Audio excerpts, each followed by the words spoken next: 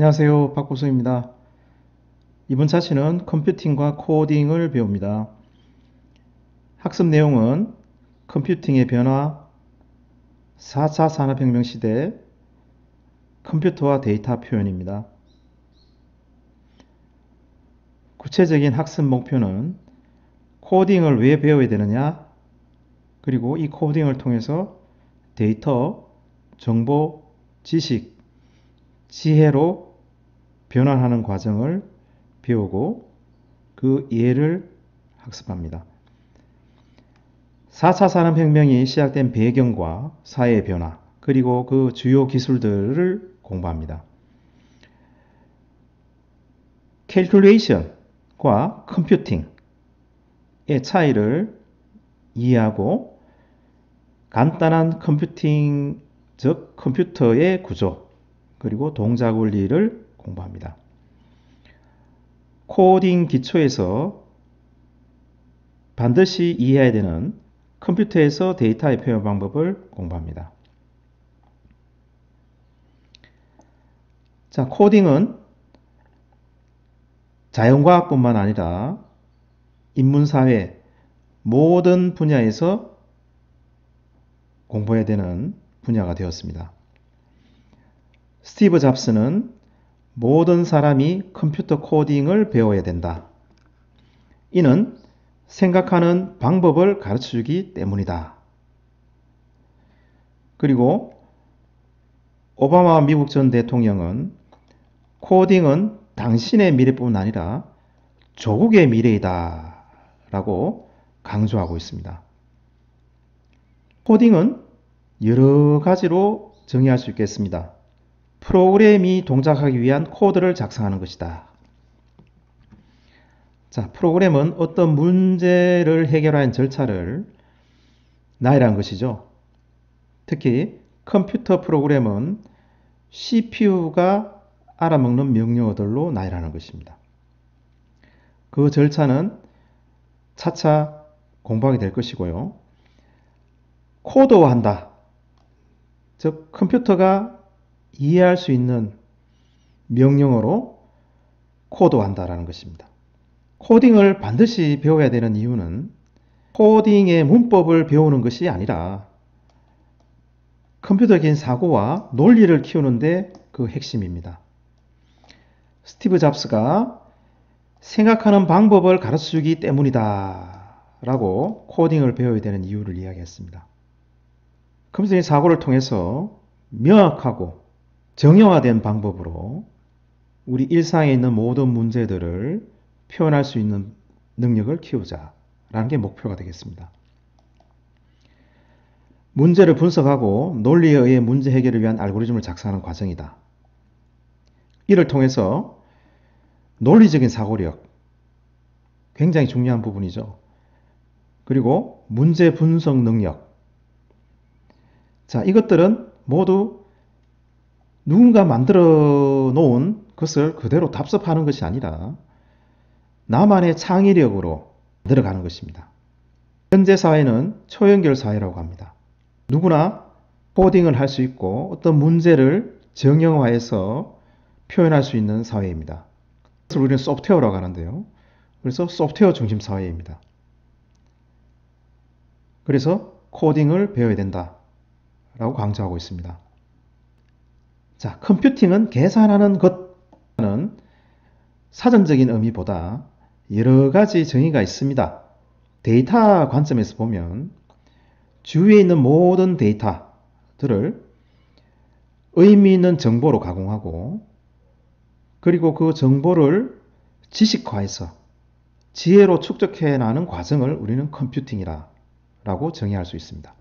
데이터는 주위에서 볼 수 있는 모든 것들을 데이터라고 할 수 있습니다.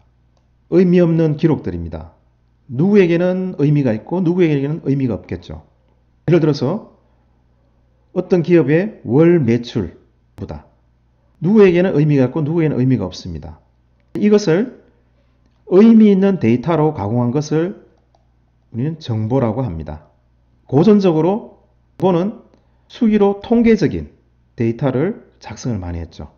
현재는 엑셀이나 또는 우리 코딩을 통해서 아주 쉽게 매출 추이, 평균과 같은 통계적인 데이터를 획득할 수 있습니다.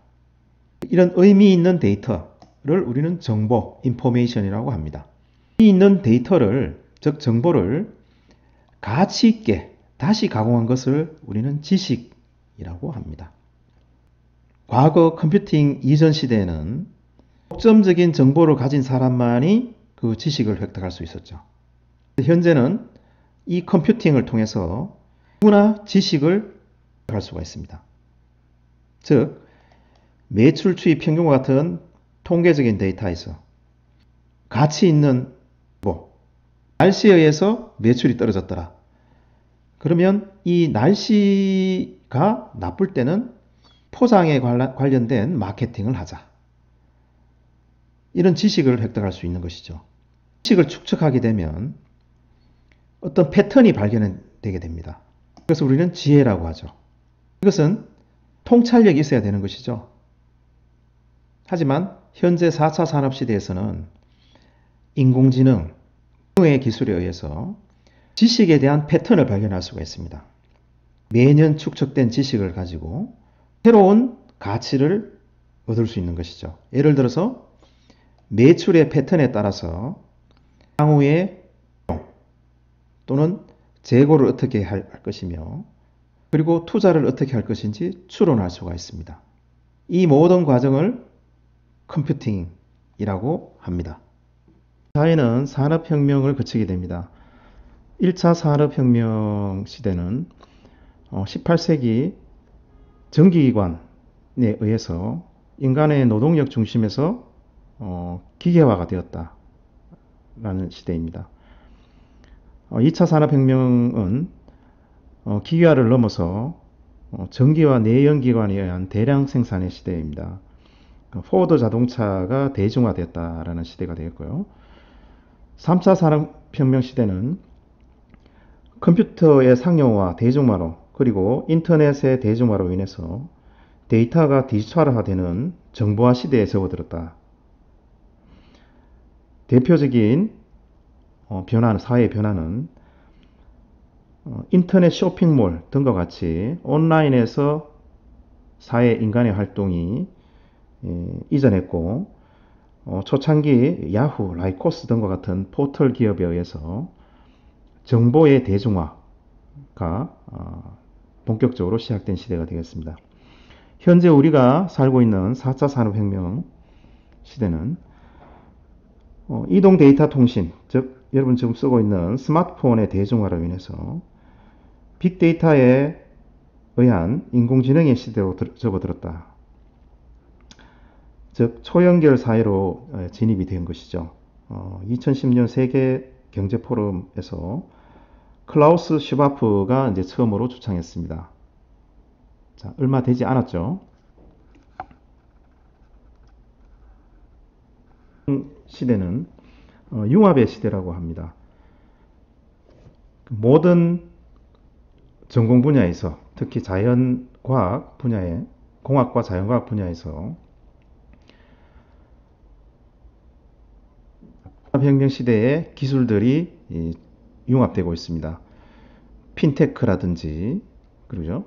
대표적인 키워드는 빅데이터에 의한 인공지능 그리고 재생에너지 IoT에 의한 초연결 사회 그리고 유전공학, 자율주행 그리고 나노테크놀로지 그리고 스마트팜, 농경에 관련된 스마트팜 그리고 로보틱스, AR, VR과 같은 이런 4차 산업혁명 시대의 기술들을 융합하여 모든 분야에 적용이 되어야 된다. 그래서 우리는 코딩을 배워야 된다라는 이야기가 되겠습니다.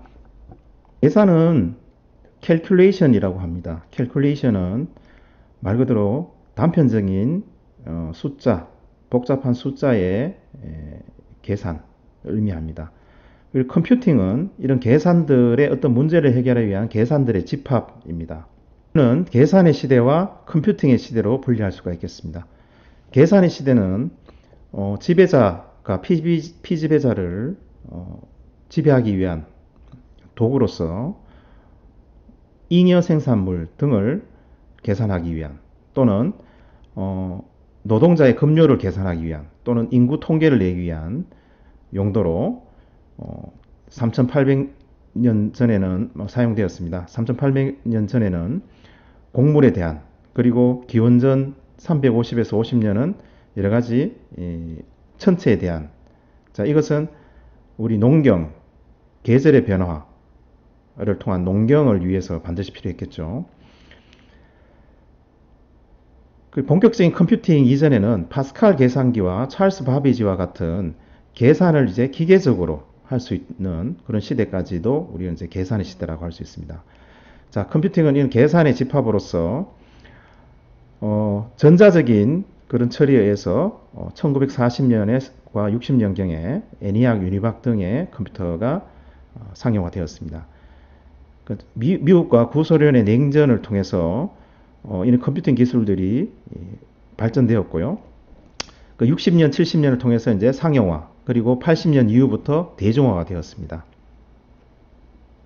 컴퓨터의 대중화로 인해서 아날로그 매체, 즉 디지털 매체로 전환이 되었습니다. 즉 정보화, 즉 디지털화가 되었다는 거죠.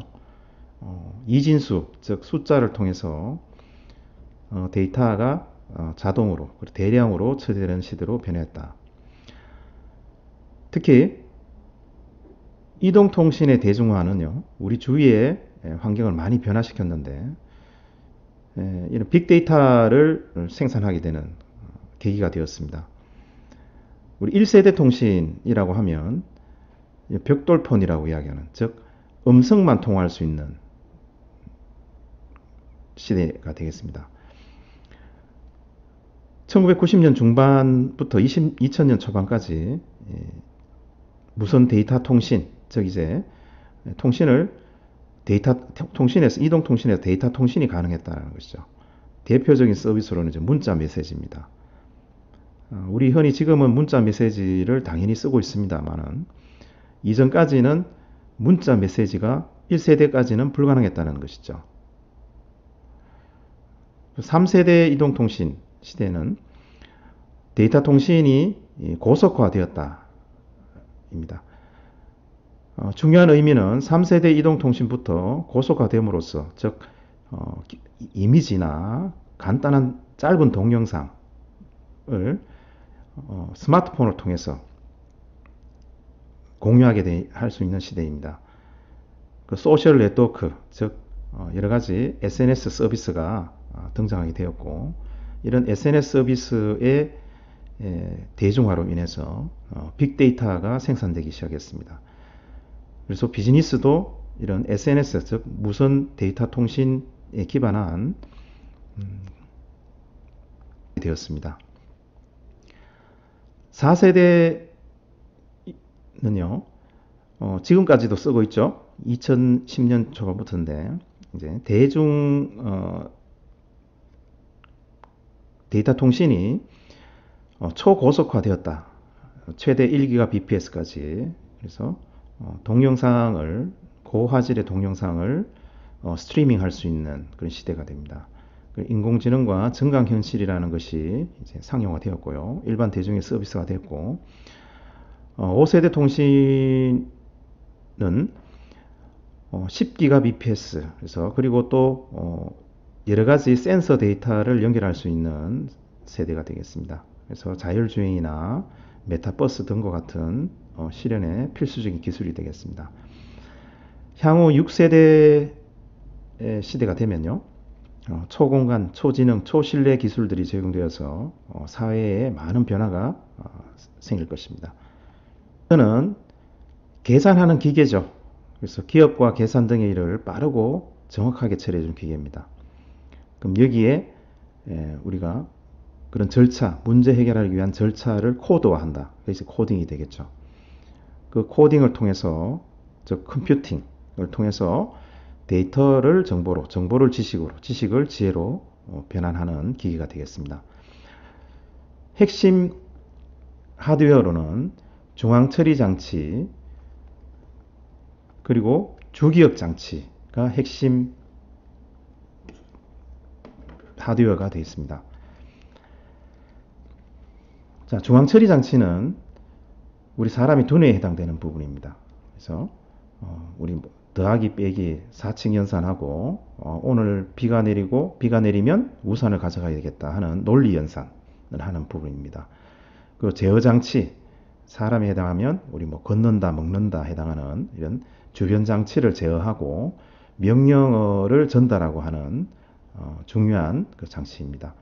그리고 뒤에 잠깐 이야기하겠습니다만은 여기에 중앙 처리 장치에도 조그마한 메모리가 있습니다. 그걸 갖다 우리는 레지스터라고 합니다.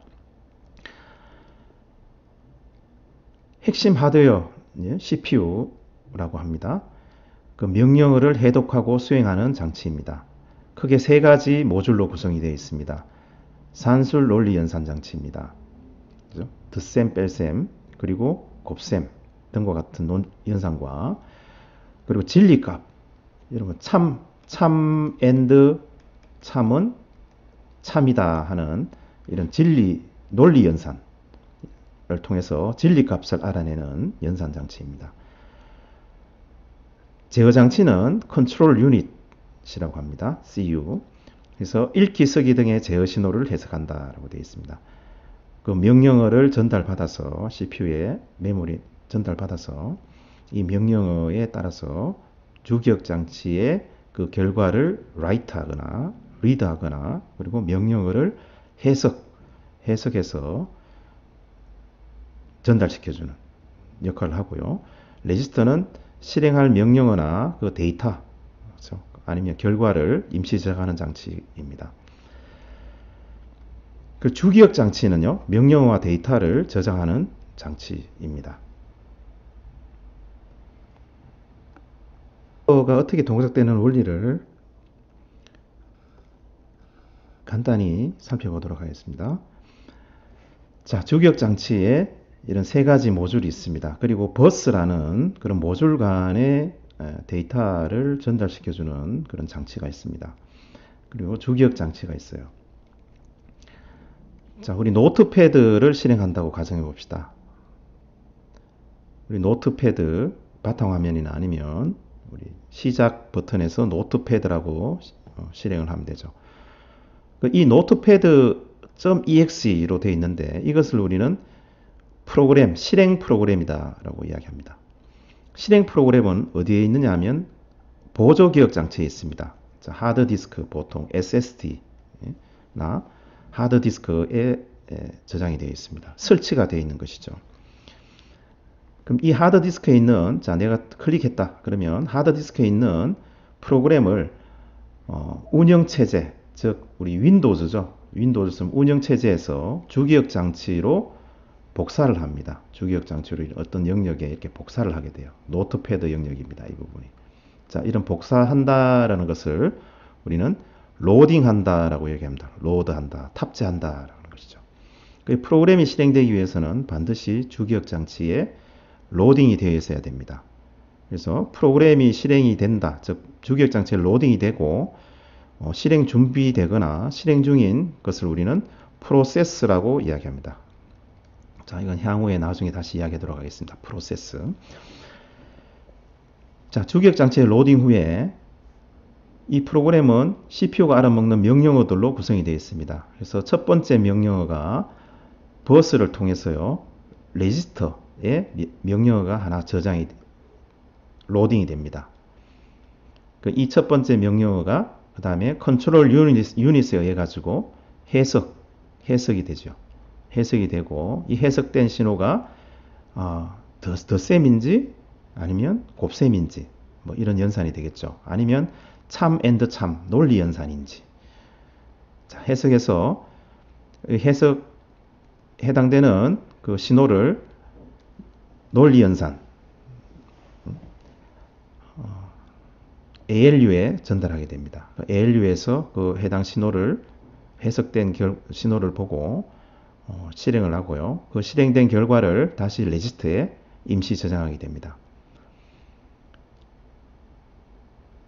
그래서 이 레지스터에 임시 저장된 것을 필요에 따라서 메모리에 저장하거나 또 다시 데이터를 필요한 경우는 버스를 통해서 레지스터에 또 데이터를 가져오거나 이런 것을 계속 반복하게 되는 것이죠. 자, 정리하면 프로그램은 이렇게 프로그램과 데이터, 이렇게 CPU가 알아먹는 명령어들과 그리고 자체에 사용하는 데이터 영역이 있습니다. 동그라미 데이터입니다. 그 주기억 장치에 자리를 차지하게 되죠.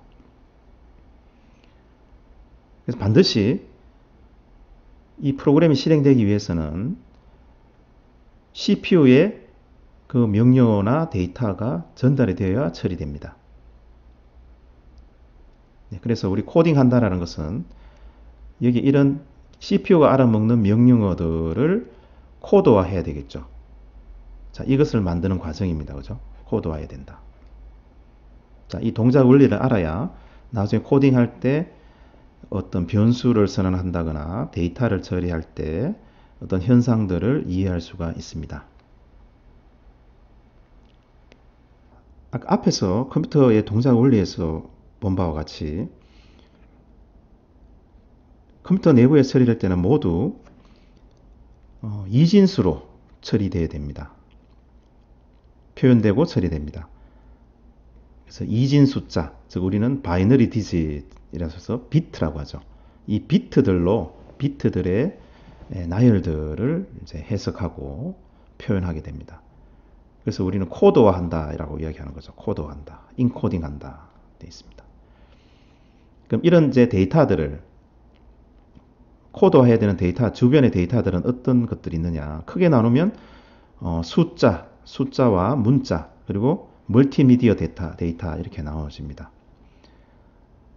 그러니까 숫자는 정수형, 실수형, 지수형, 복소수형 등등이 존재하죠. 그리고 문자, 그죠? A, 또 한글의 가 등등 이런 것들이 문자입니다. 그럼 이런 데이터들이 어떻게 처리되는지 계략적인 부분을 살펴보도록 하겠습니다. 자, 아날로그 데이터라고 하면요, 연속된 신호 또는 연속으로 변하는 물리량을 표현한 것입니다. 우리 소리, 음성, 온도. 자, 온도도 실제 보면 우리 온도계에서 아날로그 온도계 같은 경우 있죠. 수은 온도계 잘 쓰진 않습니다만 요새 그것도 이렇게 연속된 값들이죠. 그리고 풍량, 그리고 영상들, 또 우리가 주위에서 보는 우리 촉각 그 센서에서 우리 몸에 인식하는 모든 것들이 아날로그 데이터다 이렇게 표현합니다. 그래서 디지털 데이터는 비연속적인 신호로서 연도, 날짜, 요일, 그렇죠? 또는 개수 이런 것들을 우리는 숫자라고 합니다. 그래 이런 숫자들은요 대부분 보면 이제 인간이 만든 관용적인 그런 추상적인 그런 부분이다 이렇게 이야기하기도 합니다. 그래서 결국 우리는 컴퓨터는 이런 0과 1의 이진 데이터를 사용하는데 즉 이런 이진수를 가지고 모든 데이터들을 그렇죠? 비트를 사용한 모든 자료들을 표현해야 된다. 자, 그럼 문자 데이터는 어떻게 표현하느냐? 우린 시각적으로 이렇게 가라고 표현할 이렇게 정자로 적은 것이나 아니면 이렇게 흘려 적은 것이나 시각적으로 우리 두뇌에서는 이 가구나 이렇게 인식합니다. 그런데 컴퓨터에서는 제한된 크기로 그리고 명확하게 표현해야 되기 때문에 문자를 약속된 숫자로 변환해서 표현합니다. 결국 그것을 갖다가 우리는 문자 체계라고 하고요. 대표적인 즉 고유번호를 붙이는 것입니다. 그 대표적인 문자 체계로는 ASCII라고 해서 컴퓨터가 상용화된 것이 미국에서 먼저 상용화되었기 때문에 그래서 미국 표준 이렇게 명명화되어 있습니다.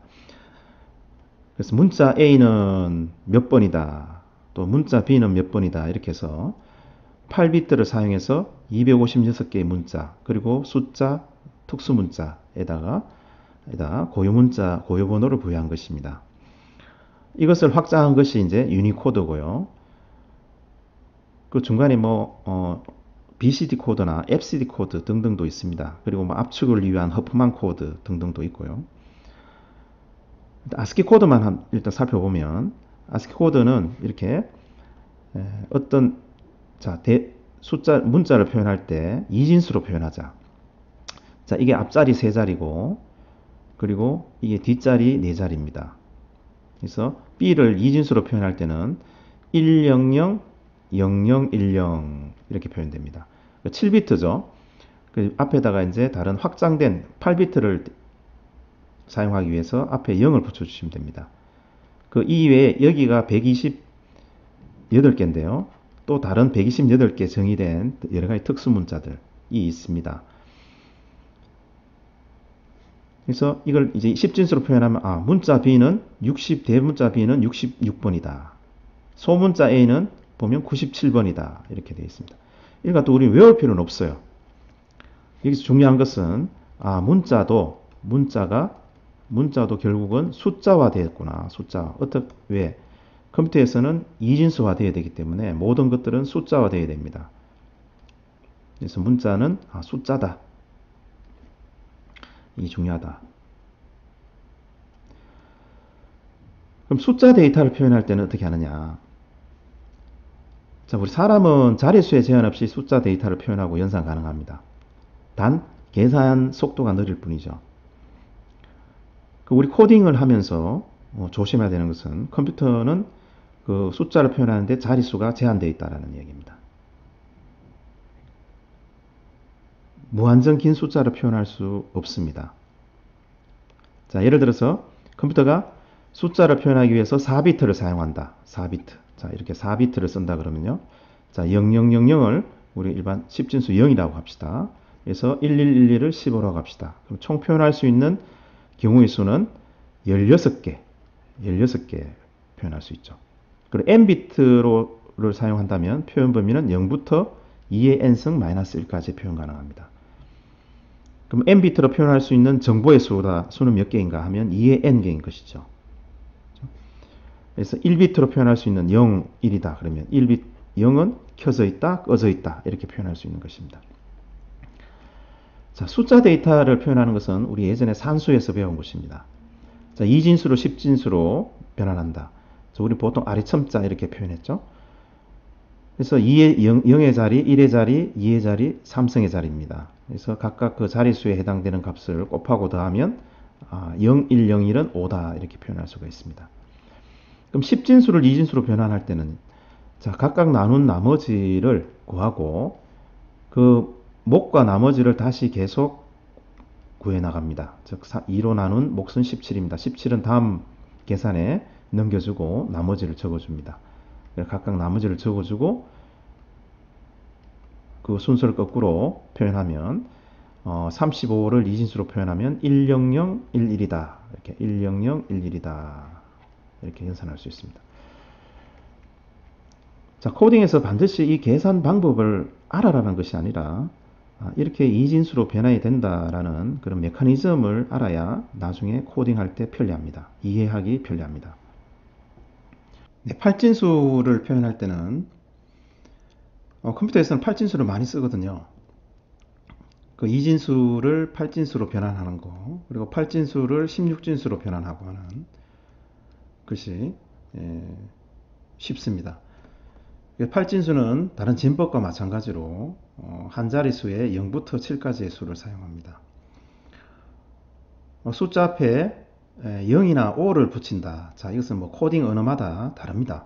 우리 일반 수학에서는 이렇게 아래첨자를 사용하죠. 근데 코딩에서는 이렇게 아래첨자를 사용하는 문법은 없습니다. 파이썬 같은 경우는 0, 5 하고 이렇게 숫자를 8진수를 적어줍니다. 즉 5는 이제 옥탈의 약자입니다. 앞에는 0입니다. 자, 그럼 나중에 세부 문법에서 공부하도록 하겠습니다. 자, 2진수를 8진수로 바꿀 때는 최하위 비트에서부터 3비트씩 잘라서 10진화하면 그게 8진수가 되는 것입니다. 그래서 0, 1, 0 이것은 2가 되고요. 100은 4가 되고 001은 1이 됩니다. 그래서 142 8진수 142가 되고요. 8진수를 16진수로 바꾸는 것도 2진수로 바꾸는 것도 마찬가지입니다. 자, 2를 이렇게 세 자릿수 2진수로 표현하고요. 010이죠. 6을 2진수로 표현하면 110입니다. 110. 자, 5를 세 자리 2진수로 표현하면 101이죠. 자, 8진수를 10진수로 바꿀 때는 8의 0의 자리, 8의 1의 자리입니다. 따라서 4 곱하기 8의 1승 더하기 1 곱하기 8의 0승 해서 이렇게 변환할 수 있고, 8진수로 변환할 때는 2진수로 변환할 때와 마찬가지로 변환하고자 하는 10진수를 8로 나누어서 몫을 취합니다. 그리고 나머지를 적어줍니다. 이 몫을 다시 다음 라운드에 몫으로 바꿔줍니다. 그리고 그 나머지를 적어줍니다. 자, 이렇게 몫이 0이 될 때까지 해서 나머지를 적어줍니다. 거꾸로 이렇게 표현하시면 되겠습니다. 그래서 266은 8진수 412 이렇게 변환이 됩니다. 16진수도 코딩에서 간혹 사용이 됩니다. 그러니까 실제 CPU 2진수로 표현하는 것보다 16진수로 표현하게 되면 좀 더 길이도 짧아지고, 그리고 우리 기계어, 컴퓨터가 알아먹는 명령어를 숫자화해서 표현할 때 대부분 이제 16진수로 표현합니다. 16진수는 0에서 F까지 총 15가지의 심벌을 사용해서, 숫자나 심벌을 사용해서 한 자릿수를 표현합니다. 그래서 A는 즉 10진수 10은요, 10진수 10을 A라고 표현하고 11을 B, 그리고 15를 F 이렇게 표현합니다. 16진수를 표현할 때는 헥사데시멀, 헥사에서 X를 따서 X 이렇게 적어주거나 아니면 0X 이렇게 적어줍니다. 그리고 아래 첨자, 그래서 이건 수학적 표현입니다. 2진수를 16진수로 변환할 때는 8진수 변환하는 것과 똑같이 4비트씩 잘라서 각각 이렇게 표현하시면 되겠습니다. 4비트씩 잘라서. 또 거꾸로 표현할 때는 4비트씩 이렇게 분할해서 2진수로 따로 변환하고 한꺼번에 묶어주면 됩니다. 10진수를 16진수로 변환할 때는 16의 0자리, 16의 1승의 자리, 16의 2승의 자리 이렇게 해서 각 자릿수를 곱하고 더해서 구할 수가 있습니다. 16진수로 바꾸는 것도 아까 8진수, 2진수 바꾸는 것과 마찬가지로 16으로 나눈 나머지를 적어주고요. 그 다음 몫을 그 다음 라운드에 다시 적용해서 또 계속 반복합니다. 이런 몫이 0이 나올 때까지 반복하죠. 그래서 10진수 423은 16진수 1A7이 됩니다. 그죠? 1A7 이렇게 표현이 되겠습니다. 자, 이거는 A로 돼야 되니까.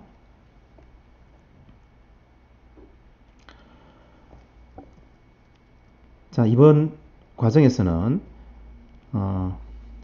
컴퓨팅은 데이터를 정보, 지식, 지혜로 축적하는 과정입니다. 그 4차 산업혁명 시대는 이동 데이터 통신의 대중화로 초연결 시대가 되었고요. 빅데이터, 인공지능 등이 실용화되었다. 그래서 우리 모두 융합의 시대가 되었기 때문에 코딩을 배워야 된다. 그 컴퓨터의 주요 하드웨어는 중앙처리 장치와 주기억 장치입니다. 그 데이터는 컴퓨팅에서 2진수로 변환되어 처리된다. 그 문자는 코드화 되어가지고 숫자로 변환이 돼서 2진수로 컴퓨팅이 되고, 숫자도 컴퓨터에서는 제한되어 있다. 아까 우리 본문에 설명한 2진수로 바꿀 수 있는 능력, 그걸 키우는 게 아니라 이렇게 2진수로 변환이 된다가 이제 키 내용이 되겠습니다. 자, 간단 퀴즈를 읽어보고 풀어보시기 바랍니다.